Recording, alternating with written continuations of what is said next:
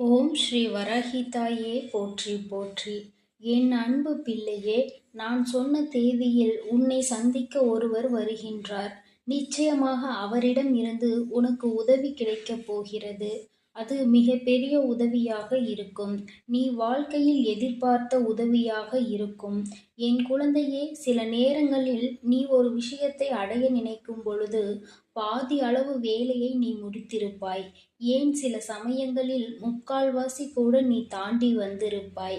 ஆனால் அந்த இடத்தில் உனக்கென்று ஒரு சிறு உதவி தேவைப்படும். அந்த உதவி துளியளவு உனக்கு கிடைத்துவிட்டால் போதும், நீ வெற்றியை தொட்டுவிடலாம் என்கின்ற நிலையில் இருந்து கொண்டிருப்பாய். என் தங்கமே, அந்த நேரத்தில் உனக்கு அந்த உதவியினை செய்ய வரப்போகின்றவர் நான் சொன்ன தேதியில்தான் உன்னை தேடி வரப்போகிறார். என் தங்கமே, அவர் எந்த அடையாளத்தோடு வரப்போகிறார், அவர் யார் என்று உனக்கு அம்மா தெளிவாக சொல்லிவிடுகிறேன்.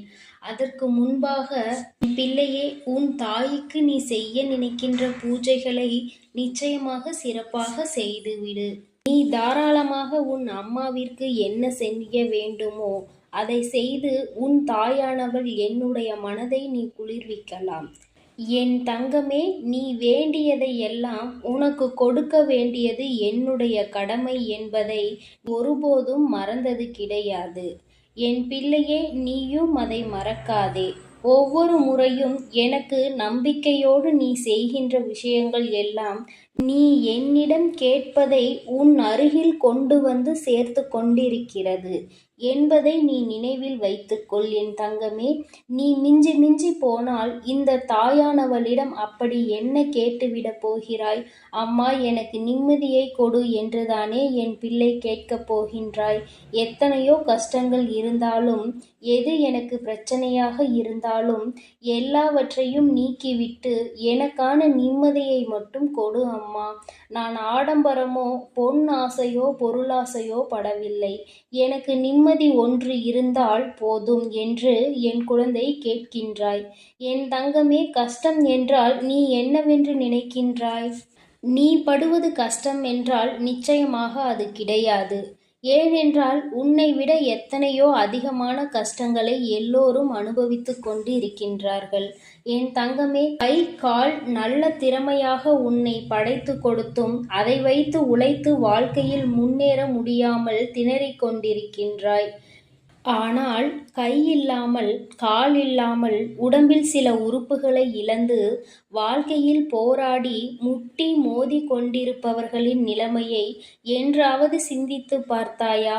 நன்றாக கண் திறந்து இந்த உலகத்தை பார்க்கின்ற உன்னால் எதையும் செய்ய முடியாத நிலை இருக்கும் பொழுது இரண்டு கண்களையும் பார்வை இழந்து நிற்கின்றவர்கள் எப்படி இந்த உலகத்தை பார்ப்பார்கள் என்று ஒரு நிமிடம் நீ சிந்தித்து பார்த்தாயா? என் குழந்தையே, எல்லாவற்றிற்கும் மேலாக நீ இப்பொழுது இந்த உலகத்தில் வாழ்ந்து கொண்டிருக்கிறாய். இந்த உலகத்தில் நடமாடி கொண்டிருக்கிறாய்.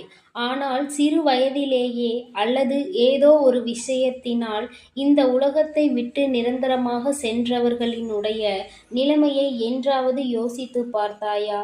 என் தங்கமே, உனக்கு கிடைத்திருப்பது அற்புதமான வாழ்க்கை என்பதை முதலில் நீ புரிந்து கொள்ள வேண்டும். இந்த உலகத்தை விட்டு சென்றவர்கள் எல்லாம் இங்கே வாழ வேண்டும் என்று ஆசைப்பட்டவர்கள்தான்.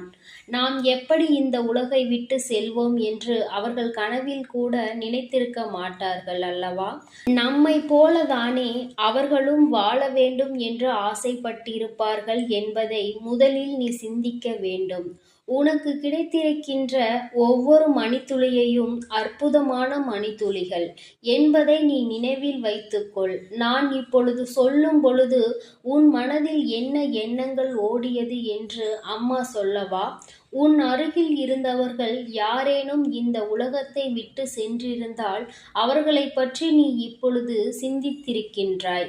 எத்தனை கனவுகள் வாழ்க்கை எப்படியெல்லாம் கொண்டு செல்ல வேண்டும் என்று நினைத்திருப்பார்கள். ஆனால் இன்று அவர்களே இல்லை. என் தங்கமே, இதையெல்லாம் மனதில் முதலில் நிலைநிறுத்தி ஒவ்வொரு நிமிடத்தையும் சந்தோஷமாக அனுபவிக்க வேண்டும். நமக்காக கொடுக்கப்பட்ட இந்த நேரத்தை நாம் பயன்படுத்திக் கொள்ள வேண்டும். எக்காரணம் கொண்டும் இந்த நேரத்தை வீணாக்கிவிடக் கூடாது என்ற எண்ணம் உனக்குள் இருக்க வேண்டும். என் பிள்ளையே, உன் அம்மா உனக்கு சொல்கின்ற வார்த்தை புரியும் என்று நினைக்கின்றேன். என் பிள்ளையே, நீ வேதனை வருத்தம் என்று சொல்லிக் கொண்டிருக்கிறாய் அல்லவா? இதையெல்லாம் சொல்வதற்கு நீ இருக்கின்றாய் என்பதை முதலில் மிக பெரிய சாதனை என்பதை மறந்துவிடாதே. என் தங்கமே, காலம் போகின்ற போக்கில் யாருக்கு எப்பொழுது எதுவும் தெரியவில்லை. என் குழந்தையே, பிறக்கின்ற நேரம் உனக்கானது என்பதை முதலில் புரிந்துகொள். அந்த நேரத்தை எப்படி சந்தோஷமாக பயன்படுத்திக் கொள்ள வேண்டும் என்பது உன் கைகளில்தான் இருக்கின்றது. உன் அம்மா உனக்கான வாழ்க்கையை உன் கைகளில் ஒப்படைத்திருக்கின்றேன். அதை சொர்க்கமாக்குவதும் நரகமாக்குவதும் உன்னுடைய கையில்தான் இருக்கின்றது. கிடைத்ததை வைத்து சந்தோஷப்படுகின்றவர்கள் ஒரு ரகம். என்னதான் கிடைத்தாலும் திருப்தி அடையாதவர்கள் ஒரு ரகம். என் தங்கமே, என்ன கிடைத்தாலும் திருப்தி அடைந்தவர்கள்தான் காலம் முழுவதும் அப்படியே தான் இருந்து கொண்டிருப்பார்கள். என் தங்கமே, என்ன கிடைத்தாலும் திருப்தி அடையாதவர்கள்தான் காலம் முழுவதும் அப்படியேதான் இருந்து கொண்டிருப்பார்கள். கையில் என்ன கிடைக்கின்றதோ அதை வைத்து திருப்தி அடையக்கூடியவர்கள் நிச்சயமாக போதும் என்ற மனம் கொண்டவர்கள். எதுவாக இருந்தாலும் அதனை ஏற்றுக்கொள்ளக்கூடிய நல்ல மனப்பக்குவத்தில் இருந்து கொண்டிருப்பார்கள். என் தங்கமே, நாளை உன்னை தேடி வரப்போகின்றவர் யார் என்று தெரிந்து கொள்ள வேண்டும் அல்லவா? என் பிள்ளையே, உன்னை தேடி வரப்போகின்றவர் உன் வராகி அம்மா நான்தான் என்பதை மறந்து விடாதே. நான் சொன்ன தேதியில் உன் தாயானவளுக்கு உன்னை சந்திக்கின்ற வாய்ப்பு கிடைத்திருக்கின்றது.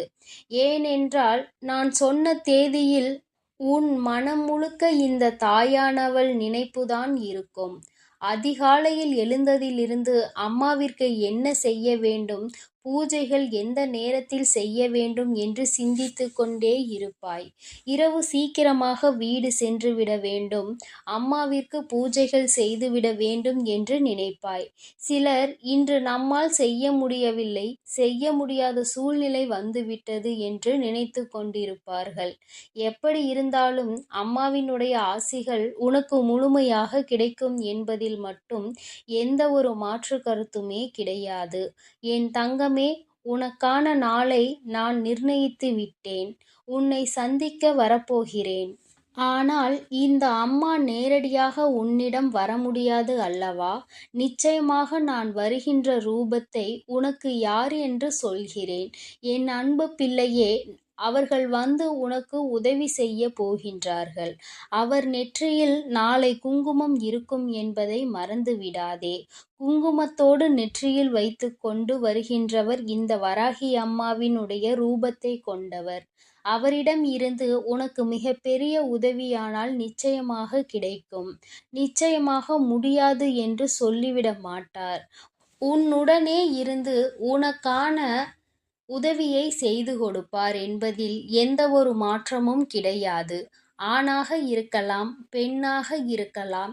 என் தங்கமே, யாராக இருந்தாலும் அடையாளத்தை உனக்கு சொல்லிவிட்டேன் அல்லவா? எல்லோருமே நெற்றியில் குங்குமத்தோடு வருவார்கள் என்று நினைக்கக்கூடாது. என் குழந்தை, நான் எதற்காக சொல்கிறேன் என்றால், என் தங்கமே, நாளை உனக்கு துணையாக நிற்கப் போவது உன் வராகியானவள் என்பதை நீ மறந்து விடாதே. நல்ல விடியலில் உன்னை சந்திக்க வருகின்றேன். அம்மாவின் ஆசிகளை இப்பொழுது முழுமையாக பெற்று கொண்டிருக்கின்றாய் என்பதை நினைவில் வைத்துக்கொள். என் குழந்தைக்கு வாழ்க்கையில் என்ன தேவைப்படுகிறது என்பதை நன்கு அறிந்தவள் உன் தாயானவள் நான் அல்லவா? அதனால்தான் அம்மா சில நேரங்களில் தனக்கான நாளில் உன்னை காண வந்து விடுகிறேன்.